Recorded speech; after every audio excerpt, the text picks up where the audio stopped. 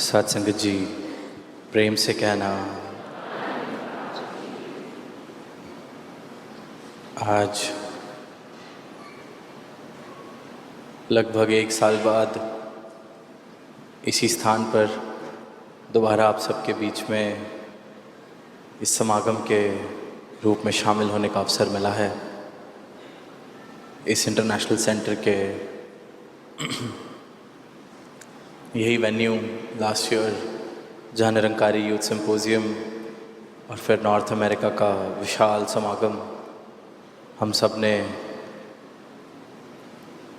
उसका हिस्सा बनकर आनंद लिया। और जैसे ही कुछ दिन पहले टोरंटो पहुंचना हुआ तो सदगुरु माता जी से यही बात हो रही थी कि ऐसे लग ही नहीं रहा कि 1 साल हो भी गया है पिछले साल जो एनवाइस हुआ उसको, और अभी तो यहीं ठहरे हुए थे कुछ दिन पहले भवन पर और फिर दोबारा भवन पर आना हो गया। तो ये जो नज़ारा आज बना है, ये भव्य नज़ारा जिसका हम सब हिस्सा हैं, तो ये मुबारकबाद पल हैं, मुबारकबाद के हम सब पात्र हैं कि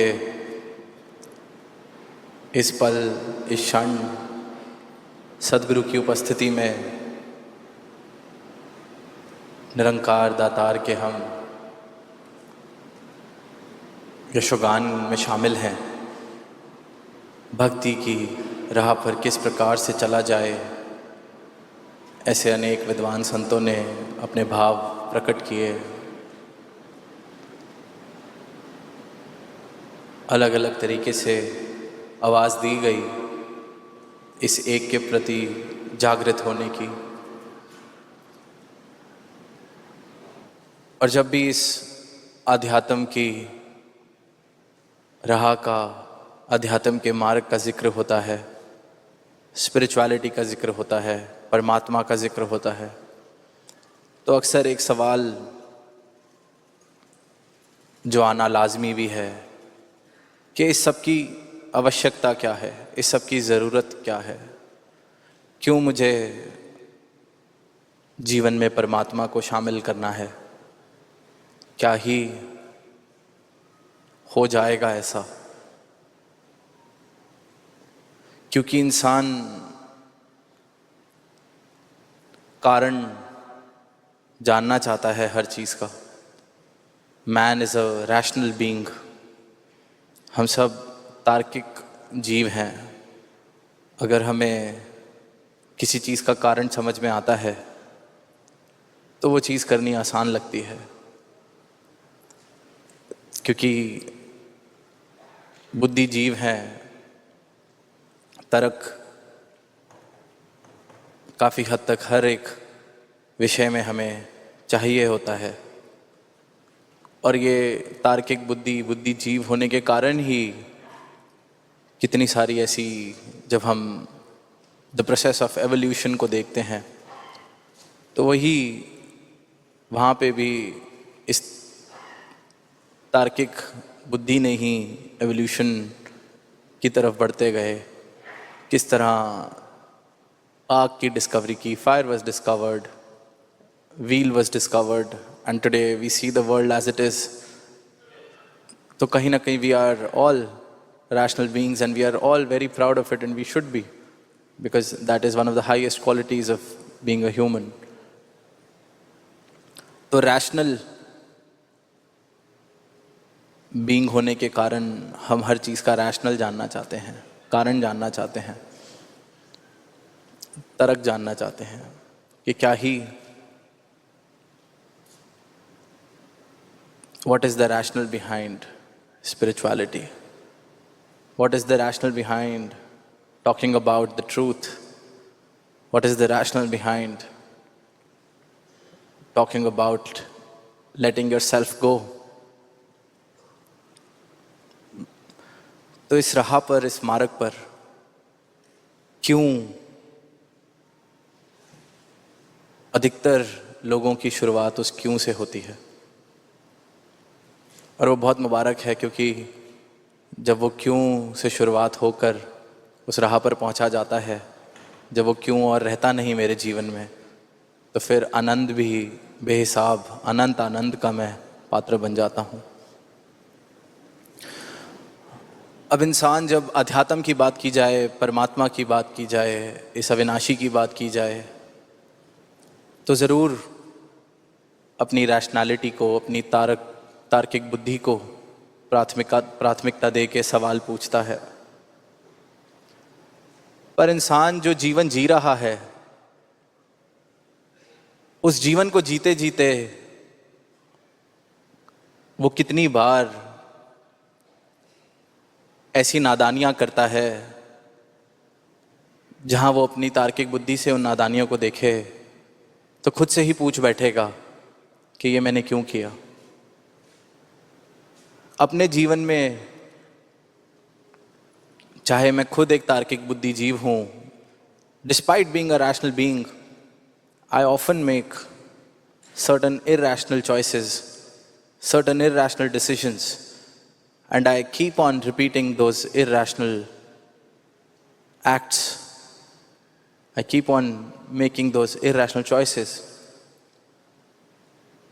मैं जहां कारण को इतनी प्राथमिकता देता हूं, वहीं फिर बेकार की कुछ ऐसी नादानियां हैं मेरे जीवन में। अगर मैं गौर से देखूं, हर एक इंसान अगर अपने जीवन में गौर से देखे तो वो ये भूल जाता है कि मैं बुद्धिजीव हूं या तार्किक हूं। वो नादानियों को करता ही चला जा रहा है। अब ये पता सबको है कि अगर जन्म लिया है तो शरीर की एक यात्रा सीमित है, मौत आनी है। पर जीवन जीते जीते कुछ ऐसे मैं डिसीजंस, चॉइसेस लेता हूं जिनको देख के लगता है कि शायद इस बात से मैं बेखबर हूं कि एक सीमित यात्रा के लिए ये शरीर मुझे मिला है। और अगर रैशनैलिटी की बात की जाए, if I am a rational being, if I am a proud rational being, तो my decisions should be and my life choices should be in sync with the fact that I am not here forever. अगर वाकई ही मैं बुद्धिजीव हूं, तार्किक हूं, तो इतनी बड़ी बात से जब मैं वाकिफ हो जाता हूं कि जीवन कुछ सीमित वर्षों की यात्रा है, तो फिर क्यों मेरे कर्म या मेरे चुनाव या मेरे जीवन जीने के तौर तरीके ऐसे हो जाते हैं जो देख के लगता है कि ये इस बात से भी बेखबर हो चुका है कि ये कुछ वर्षों के लिए ही यहाँ आया है। कुछ वर्षों की यात्रा में मैं सोचता हूँ कि मैं ऐसे कुछ छाप छोड़ जाऊँ जो हज़ारों साल तक दुनिया जिनको याद रखेगी, काम करेगी। पर मैं खुद मुड़ के ये नहीं देखता कि अपनी ही फैमिली की कितनी जनरेशन्स के नाम मुझे याद हैं जो मुझसे पहले जा चुके हैं। We talk about leaving a legacy, we talk about family names. हम इस दुनिया पर छाप छोड़कर जाना चाहते हैं। कई बार देखते हैं कि इंसान खानदानी दुश्मनियां निभाते निभाते कितने ही ऐसे जनरेशन्स, कितने ही ऐसी पीढ़ियां उस खानदानी दुश्मनी को निभा रही हैं। वहाँ कहाँ तर्क चला जाता है इंसान का जब ऐसी नादानियां वो करता है। मुड़ के देखें, अपनी कितनी पीढ़ियों के नाम हमें याद हैं। दादाजी के पहले परदादा जी, उनसे पहले उनके पिताजी, कितने ही नाम मुझे याद हैं, पर खानदानी दुश्मनी मैं निभा रहा हूँ।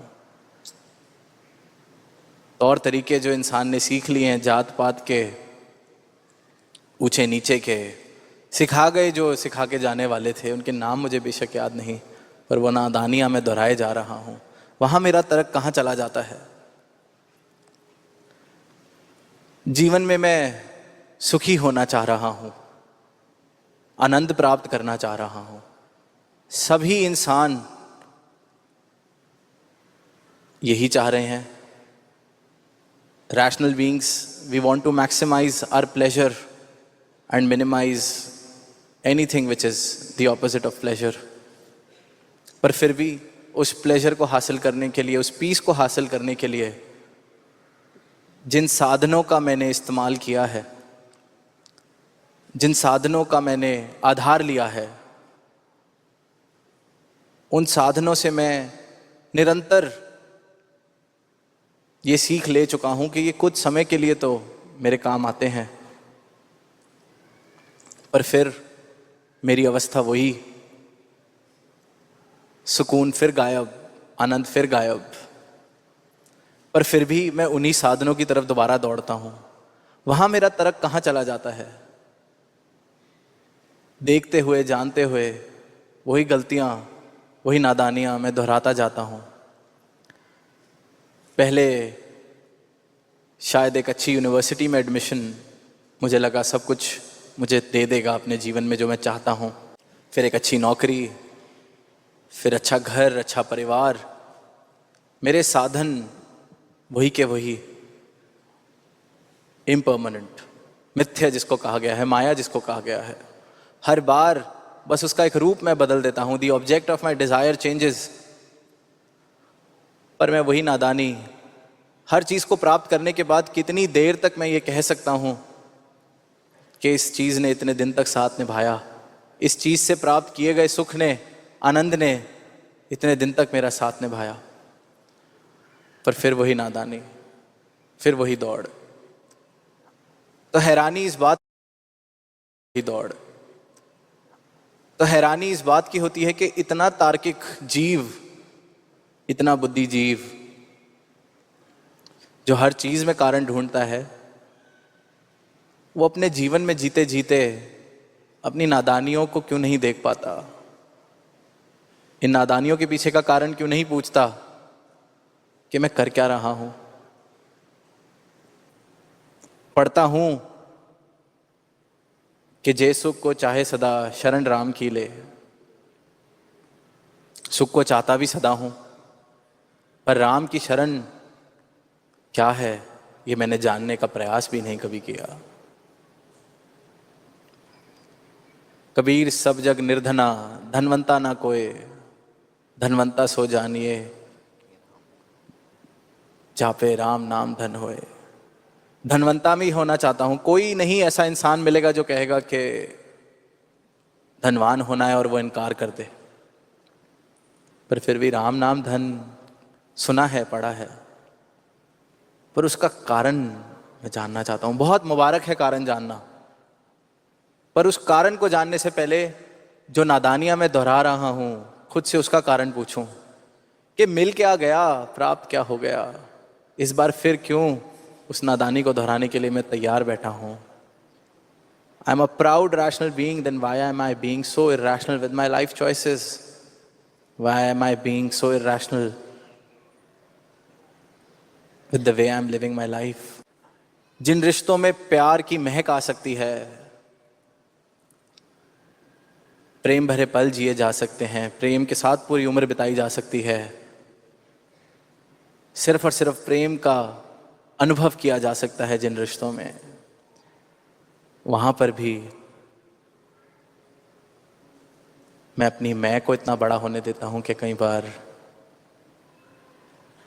एक छोटी सी बात कि उसने मुझे क्यों नहीं कहा, अब मैं भी बात नहीं करूंगा। पर इसमें खुद की तरफ देखें कि मेरा रैशनल बीइंग होना, मेरा तार्किक होना कहाँ चला गया? कौन नहीं चाहता कि रिश्तों में प्यार रहे, जीवन में प्यार रहे? वहाँ मेरा कारण कहाँ चला जाता है? वहाँ मेरा क्यों कहाँ चला जाता है? अपनी नादानियों से मैं ये क्यों नहीं पूछता कि क्यों ये नादानी दोहराई जा रही है? क्यों मैं ही बात नहीं ख़त्म कर देता? क्यों मैं ही जाके नहीं कह देता कि मुझे ये बात ठीक नहीं लगी, इसको सुलझा लिया जाए? जितना करीबी रिश्ता दुनिया में देखते हैं, उतनी ही ज़्यादा दूरी। अक्सर जब कोई मिलने आता है, बात करते हैं, तो देखते हैं कि भाई भाई में इतनी दूरी है कि किसी और तीसरे इंसान को बीच में बैठ के उन दोनों की बात करानी पड़ रही है, रेजोल्यूशन कराना पड़ रहा है। बाप बेटे में इतनी दूरी है कि दोनों में से किसी फैमिली फ्रेंड को आके बाप और बेटे को साथ बिठाना पड़ रहा है। सबसे करीबी रिश्ते सबसे ज़्यादा करीबी रिश्ते, जिन्होंने हमें जन्म दिया, जिनके साथ हमने पूरा जीवन बनाया, उनके साथ भी सीधे मुंह बात करने के लिए सहारा चाहिए कि कोई बाहर से आ जाए। इंसान यहां तक पहुंच गया, उसने कारण क्यों नहीं पूछा कि कारण क्या है। और इस अध्यात्म की बात होती है, परमात्म की बात होती है, सत्य की बात होती है, तो मैं कारण जानना चाहता हूं। मुबारक है, कारण जानना बिल्कुल मुबारक है।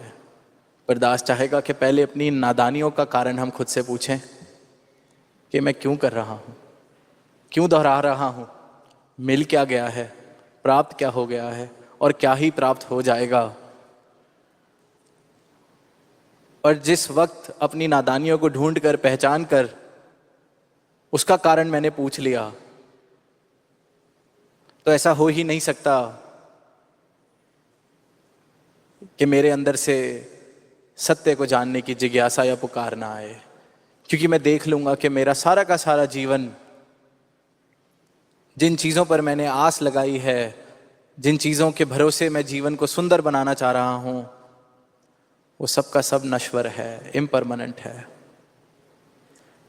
जब मैं ये देख लूंगा, जान लूंगा, मान लूंगा कि नश्वर के भरोसे इस जीवन को सुंदर बनाने की मैं कोशिश कर रहा हूं, नश्वर के आधार पर सुकून प्राप्त करने की मैं कोशिश कर रहा हूं, जिस दिन इस चीज को वाकई देख लिया और पूछ लिया मैं कर क्या रहा हूं, तो उस दिन ऐसा हो ही नहीं सकता कि मेरे रोम रोम से शाश्वत की पुकार ना जाए, मेरे अंदर से शाश्वत की मांग ना आए कि देख लिया नश्वर के भरोसे जीवन का क्या हाल है, पर नश्वर को छोड़ के जाना कहाँ है, क्या वो शाश्वत वाकई प्राप्त हो सकता है। फिर उस दिन क्यों नहीं पूछा जाएगा, फिर उस दिन सिर्फ और सिर्फ एक सवाल आएगा कि क्यों नहीं इतने वर्ष मैंने ये मांग की, क्यों नहीं ये भाव पहले आए। पर फिर उस दिन इस क्यों नहीं में नहीं उलझ जाना, हाँ कहीं उस वक्त उस क्यों नहीं में उलझ कर फिर कुछ और समय गवा दिया जाए। जिस वक्त ये भाव आ गया कि नश्वर के भरोसे देख लिया अपना जीवन, कि नश्वर के आधार पर जिया जा रहा है, नश्वर को जरूरत से ज्यादा उठा के एक जरूरत से ज्यादा ऊंचे पेडिस्टल पर मैंने जगह दे दी कि शायद इसी से सब कुछ हासिल हो जाएगा, प्राप्त हो जाएगा। तो उस दिन शाश्वत की मांग, इस सत्य की मांग जीवन में आएगी। मेरी रूह बोलेगी कि मुझे इस परमात्मा के दर्शन चाहिए। तो उस दिन वो क्यों से क्यों नहीं का सफ़र जो है वो जिज्ञासा का सफ़र है, पर थोड़ी सी उसमें सेल्फ रिफ्लेक्शन की ज़रूरत है कि अगर क्यों इस सत्य के लिए पूछा जा रहा है, तो जैसा जीवन में जी रहा हूँ उसको भी ज़रा उस क्यों वाली नज़र से देख लूँ। थोड़े से कारण, थोड़े से तार्किक वहाँ भी मैं हो जाऊँ। इंसान सोचता है कि परमात्मा का नाम लेना, धार्मिक होना इसलिए ज़रूरी है कि जब इस जीवन की यात्रा ख़त्म हो जाएगी तो ये आत्मा भटके ना, तो कोई मुझे मेरे कर्मों का फल देने के लिए किसी नरक में न डाल दे। तो फिर जैसे स्वर्गों के वादे किए जाते हैं वैसा स्वर्ग मुझे भी प्राप्त हो जाए। परमात्मा का नाम लेना या परमात्मा को जीवन में शामिल करना उस आफ्टर लाइफ का रिवॉर्ड समझा जाता है। पर अगर किसी भी ऐसे इंसान से, ऐसे ब्रह्मज्ञानी से आप पूछेंगे, जानेंगे, देखेंगे जिसने वाकई ही इस ब्रह्म ज्ञान को, इस परमात्मा को प्राप्त कर लिया है,